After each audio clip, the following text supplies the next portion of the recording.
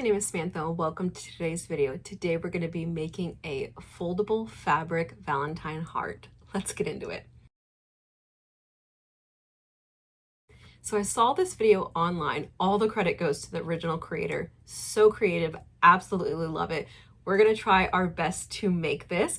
I would love to make a couple of them. I think that they are so cute. I love that like they fold up and you can like put a little note inside. So I'm gonna go ahead and gather the supplies that we need. So we need some fabric, we need the cam snaps, we need the sewing machine, thread, bobbin, all of that good stuff. So I'm gonna go ahead and collect all those pieces and we're gonna do our best to recreate this awesome idea. Alrighty, so we have all of our supplies. I have this piece of fabric. I have my template that I came up with. So it's just a piece of paper that I folded in half and drew a pretty large heart. So I'm going to go ahead and cut this out with scissors that are not my fabric scissors. And then I think it'll be easier. What am I trying to say? I'm coming up with this on the fly. I did not click through to see if there was a tutorial. I'm just going based off of how I think it was done.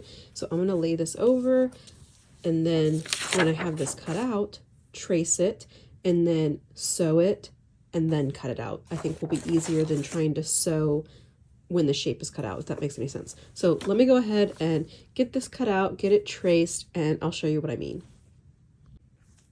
Okay, so this is what I meant.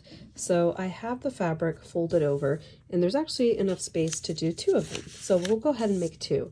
I cut out my shape, and then I'm just using a Sharpie because I don't care. I'm going to sew within this line, so this is going to get cut off. But if you wanted to use like chalk or something like that, you could. I also have my cam snaps here. So let's go ahead and trace out the second one, and then I'm going to use this line as a guide, and I'm going to sew right within it, and I'm going to leave an opening.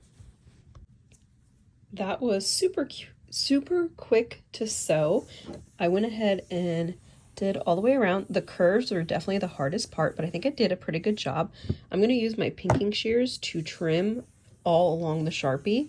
If you were doing regular scissors, you'd want to also make like notches, but that's why I'm using the pinking shears to trim it and make the notches at the same time. Okay, so I went ahead and worked ahead to figure out some of the issues that I might have, and oh my god, this is so cute. So mine is not exactly the right shape. Like you can see, it's a little too tight right here, but still it is so cute. Look at this heart, it is just precious.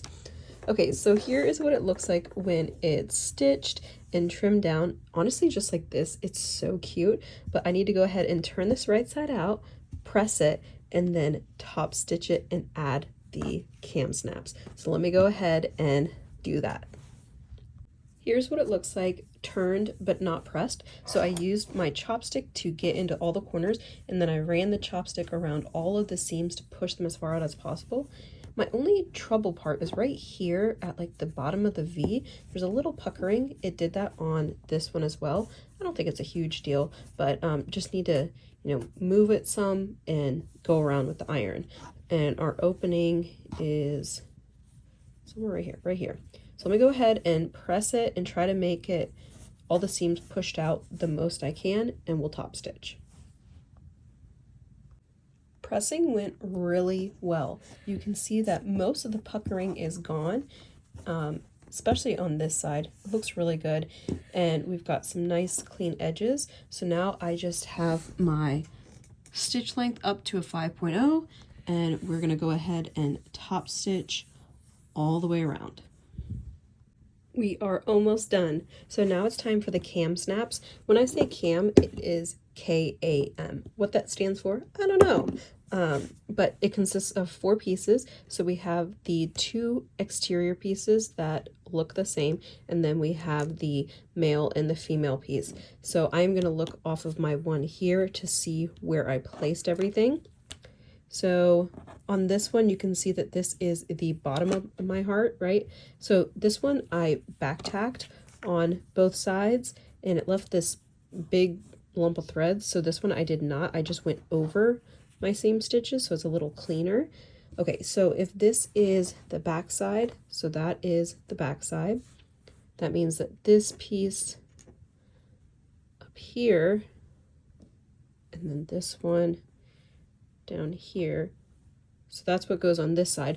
So then we have to use the awl, AWL, to poke a hole through the top and the bottom. So let me go ahead and poke a hole, and we are going to work on one part at a time. I'll show you what I mean. Okay, so we have the holes. So now we need to set up our clips, right? So I'm going to push this through the hole, and then the top one has the female piece. So let me go ahead and push this spike through the hole we just made. Okay, so we are on the top side of our heart, and I just have these pieces sitting there. They are not clipped in. You can see here how the middle piece is smushed down. See how this one, it's still pointy? So what's going to happen is when we put it in this machine, the like pointy part is going to break. So this black side here is where you put the flat piece, and the white side is where you put like the indented piece. So let me go ahead and get this lined up, and then we're going to crack it down. So here it is, and I'm just going to squeeze, but you don't want to squeeze it too hard because it is a piece of plastic, and if you bust it, then it's really hard to take it off. So now it is clipped in. Honestly, I should have put a little interfacing. Normally when you put a snap in, no matter what kind, you put like a little square of interfacing so it's stronger. I should have done that. Okay, so now flip it over, and now we need to get the bottom piece set up. Same thing, you can see how this is pointy and that this one is not. So we're gonna go ahead and get this lined up and squeeze it down. Now for the moment of truth, will this fold up like a little letter? Oh, got some thread on here. Okay, so you fold the two sides in,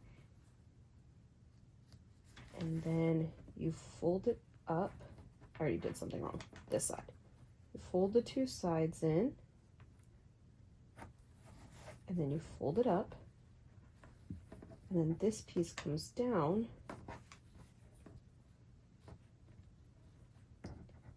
and you clip it in.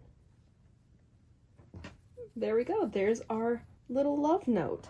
And what you could do is you could put like a little note in here, a little piece of chocolate or something, and you can have it just like nesting right in there. That is so cute. Let me go get something to go inside of it. Okay, here are our little love notes. I think these are so cute. I think if I would have done a better heart shape, it would be even better, but look at that. Oh my God, so adorable. Imagine if you made these for a kid's classroom. Love it. It could just hold like a little note, a little piece of candy. Absolutely love it. Okay, now I need to get on to working on my jar openers for the day. If you don't know, February is 600 jar opener challenge month. If you're interested in learning how to make a jar opener, I have the digital patterns, and then I also have 2 Valentine's Day classes coming up, jar opener class and a car visor tissue holder class. And I am posting daily updates for the 600 jar opener challenge, both on YouTube and Instagram. So go ahead and check that out. Thank you so much for watching. Please don't forget to like and subscribe, and have a wonderful day.